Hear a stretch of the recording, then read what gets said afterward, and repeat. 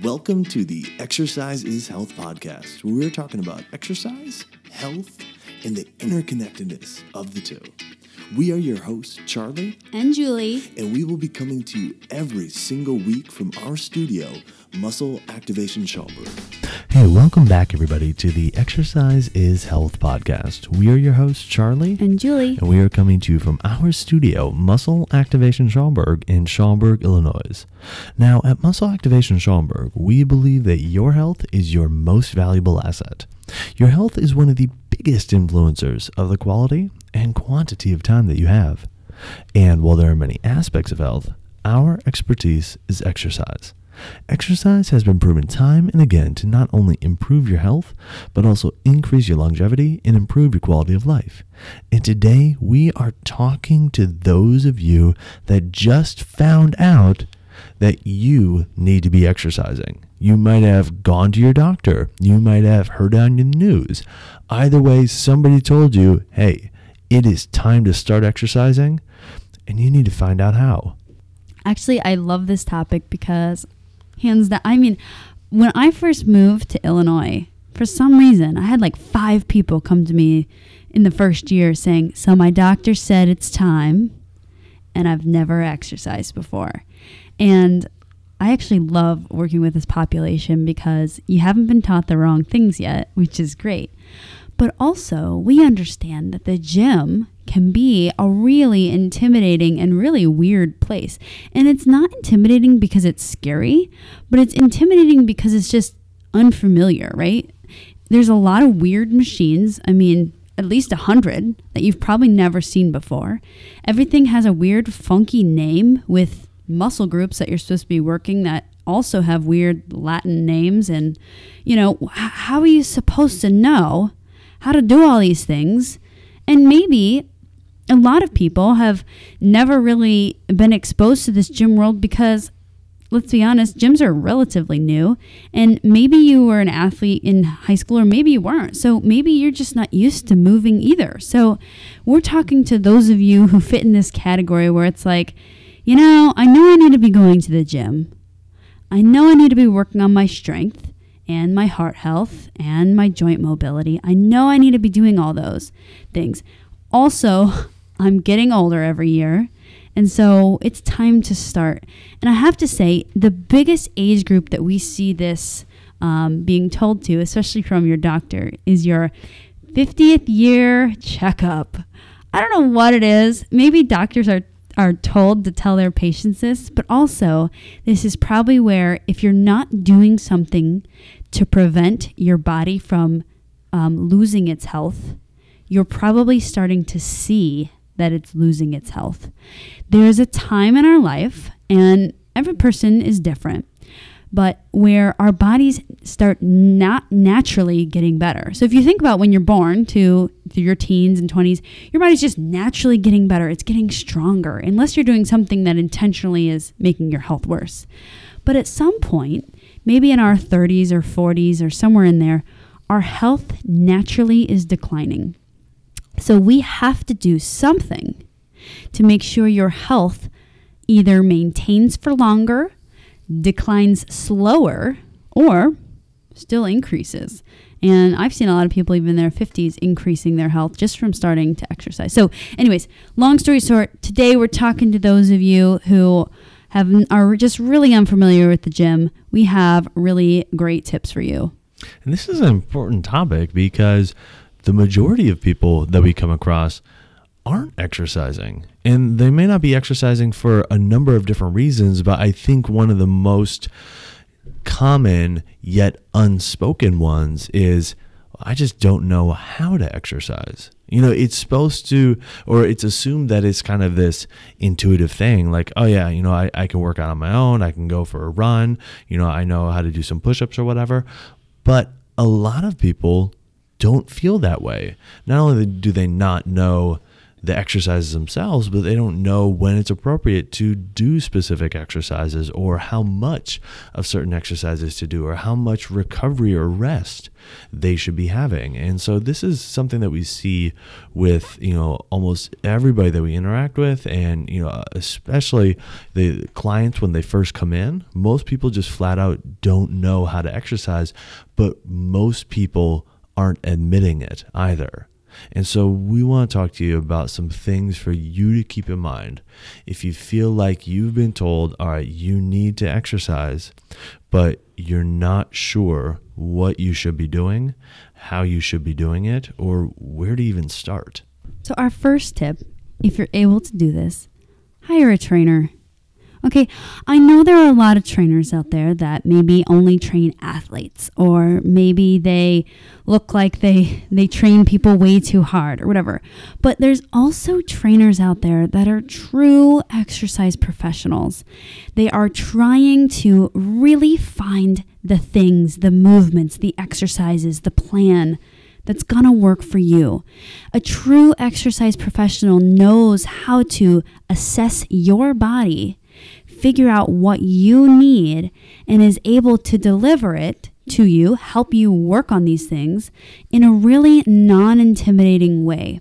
I have to say, a lot of times, because this is a population that Charlie and I get to work with all the time, a lot of my clients don't even know the names of exercises, because what is that going to do for them? How is that going to help them, increase their health? It's not. And so just something as simple as that, by making exercise really approachable.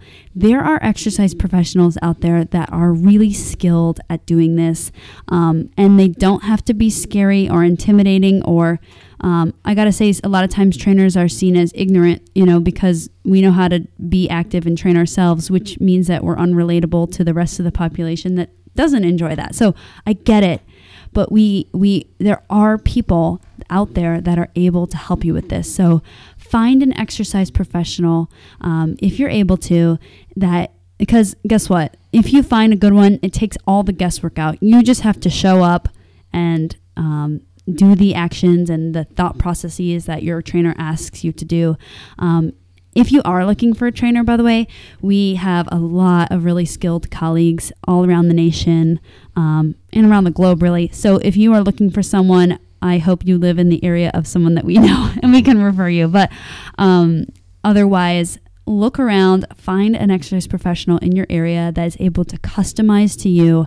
You don't want those workouts that everyone does at the same time, because just because everyone's doing them means it cannot be customized. So we really want to encourage you, find something that's customized, find something that's comfortable, find a gym. Maybe you prefer a private studio, something like we have here at Muscle Activation Schaumburg, something that's not gym-like. Whatever floats your boat, find that. Because if you're able to find a trainer, you don't have to plan your own workouts. You don't have to understand how your joints are moving and not moving. You don't have to understand how to progress your exercises or your cardio or your movements or your weights. You don't have to think about any of that. That is what a trainer is supposed to be trained to do. And that is what's going to help you stay healthy for the long run, is finding a trainer that can appropriately help you with exercise. Now, if you're sitting there thinking, well, I for whatever reason don't want to work with a trainer, or feel like you don't have the can't work with a trainer, or I don't know, maybe you work nights and you sleep all day, and so you keep really weird hours, and you feel like, oh, there's no trainer that would meet me at the odd times of day that I need to work out. Fear not. We have more tips for you. So let's say you are going to be working out on your own. What things should you be doing? Well, our first tip, and if you've been listening to our podcast, this probably comes as no surprise, but it does not decrease the importance and the value of it. You have to prioritize resistance training. You have to prioritize lifting weights, doing strength training, whatever you want to call it.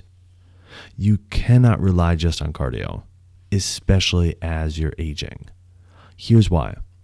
As you're aging, muscle size decreases, muscle strength decreases, bone density can decrease. what this leads to is situations where your joints are unstable, your balance may be off, and if you were to slip and fall and hurt yourself, you're more likely to have fractured bones, you're more likely to have a greater degree of trauma than if you do resistance training. Resistance training can help improve your balance, it can help keep your joints stable, it can help keep your bones dense or improve the density of your bones. And so what this means is your body becomes more resilient to all the little aches and injuries that we see happen with people as they age. So at a minimum, you have to be doing resistance training at least twice a week in order to get these really, really cool physiological responses that we see happening with resistance training. Not to mention, whenever we're told it's time to start exercising, we go towards the things we're comfortable with, which makes sense. So, for example, maybe you think, oh, well, I'll start walking. Yes, walking is awesome. Oh, maybe I'll hop on my bike and go for a bike ride. Yes, biking is awesome. But we have to also prioritize resistance training. And we bring this up because a lot of times if your doctor has told you it's time to start exercising and you're starting to feel like, wow, my body is not maintaining, you're probably 50 or over now. And you have to be thinking about, how am I going to keep my body healthy for the long run?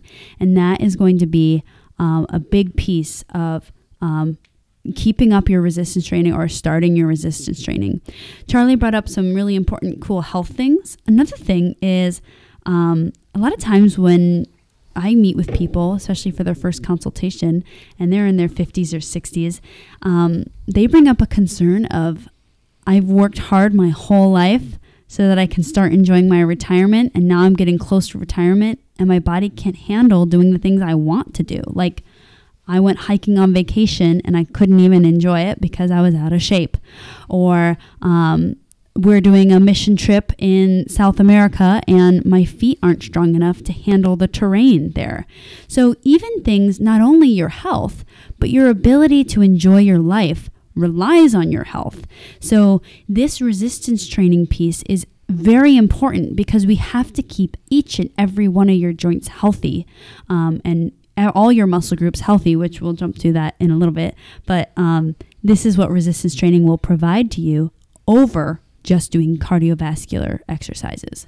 Now, when you're going and doing resistance training on your own, our second tip for you that goes along with the resistance training is we recommend that you're moving slowly and with control, okay?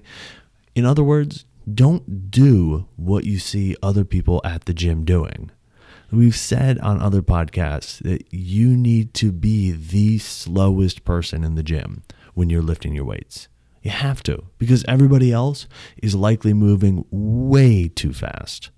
So move slowly. And when we say slowly, we mean slowly. Like if you can move it slower, and then move it slower still. The reason why we recommend you moving slowly is because the faster you move it, the more likely you are to injure yourself, because instead of squeezing your muscles and contracting and focusing on your body while you're lifting the weight, it becomes more of a throw of the weight and a catch of the weight. And this, from your body's perspective, is a drastically different experience with what's going on with your muscles, with what's going on with your joints. It can be the difference between, say, setting a 5-pound dumbbell on your foot and dropping a 5-pound dumbbell on your foot. The first one is really no big deal. The second one, nobody in their right mind would do. Yet, when we go to the gym, everybody's trying to move as fast as they can, and they're metaphorically dropping weights on their feet time and time again with what's happening within their body or how their body has to respond to this. So move slowly, move with control when you're prioritizing your resistance training. Our third tip is to focus on squeezing your muscles. So when you're doing an exercise, let's take the example of a bicep curl. A lot of times we think, I'll do 10 of these. So we think about getting the weight up and down 10 times. Instead of thinking about the number or getting weights up and down or whatever you're thinking about, I want you to instead think about what's going on inside your body. And specifically, when you weight train, you're trying to train your muscles. You're trying to make your muscles stronger. And the way that muscles get stronger is that they have to squeeze against the weights that you're lifting. So when you're lifting the weights, instead of thinking again about the number or the reps or the movement, blah, blah, blah, think about squeezing and contracting the muscle you're using. And in this case, it would be the bicep. And you can do this all around your body. So let's say you're doing your knee extension. Focus on your quad muscles, the muscles that live on the front side of your thighs. Or if you're doing a leg press, focus on your leg muscles, or specifically, you can change it to glutes or quads, whatever you're intending to do. But for each area or each exercise, think about the muscle you're squeezing and using that muscle and really trying to get the most out of that muscle rather than trying to think about just getting the reps done. The thing we like to say with this is, look, you can take 100 pounds and do 1,000 repetitions with it. That 100 pounds is going to be the exact same at the end as it was at the beginning. The weight doesn't change. So if all you're focused on is moving the weight, you have missed the point of exercise, because the thing that does change is your body. So that's where your focus needs to be. You need to be focused on squeezing the muscles that you're using. You need to be focused on what areas of your body you're feeling working. The thing that you don't need to be focused on is moving the weight, because the weight isn't going to change. Your body is. And that's the reason you're exercising in the first place.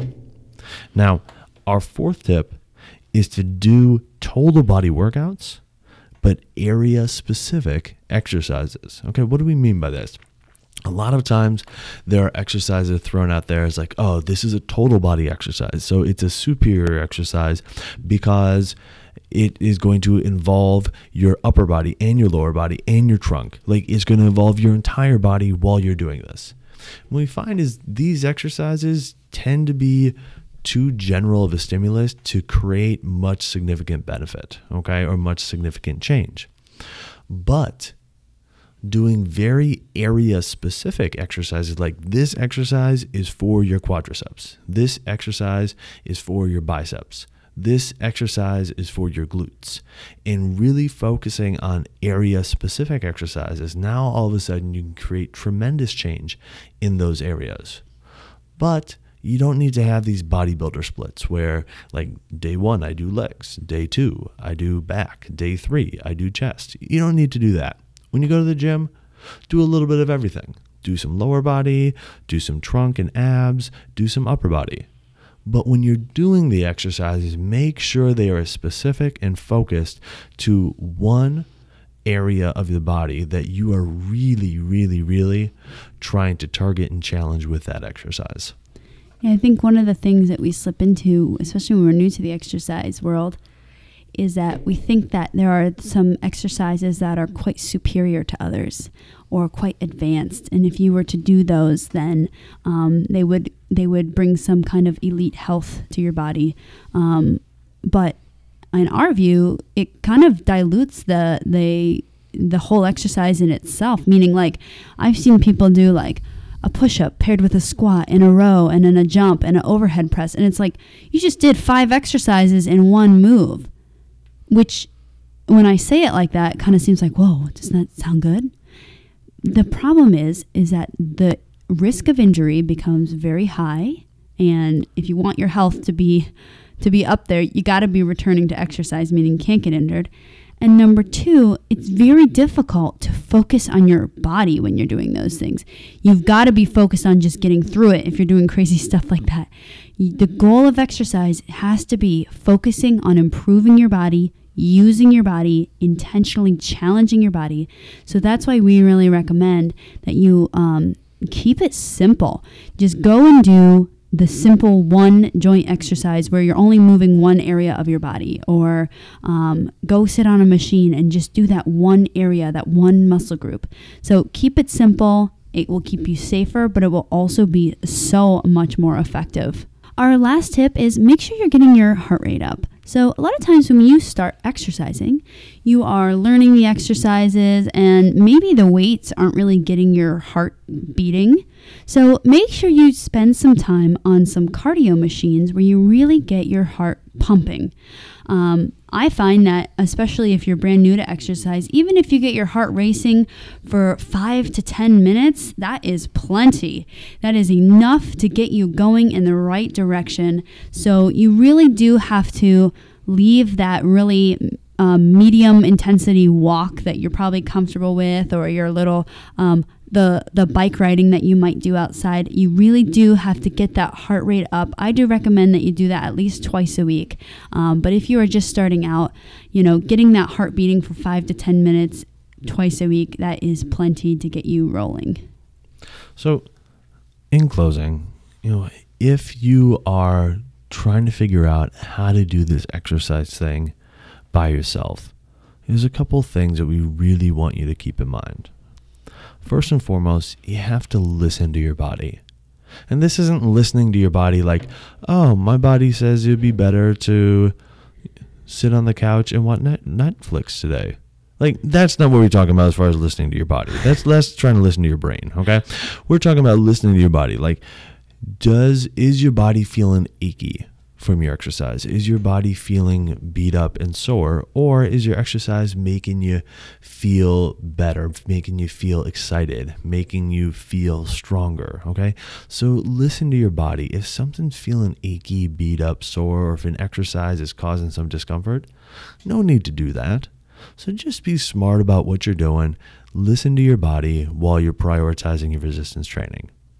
And then secondly, always keep in mind that the consistency of your exercise is going to trump the perfection of your exercise. Look, as much as we try to dial in things with our clients here at Muscle Activation Schaumburg, we know that when they go and exercise on their own, having them go and do something is a heck of a lot better than having them do nothing because they're so concerned about trying to do that something perfectly, okay?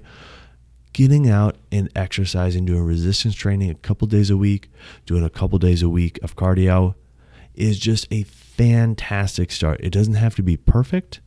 It just has to get done. And as you start to build the habit of exercising on a consistent basis, then you can start to really dial in all the finer details that we might talk about on other podcasts or in some of our other pieces of content, or that we incorporate here with our clients at Muscle Activation Schaumburg.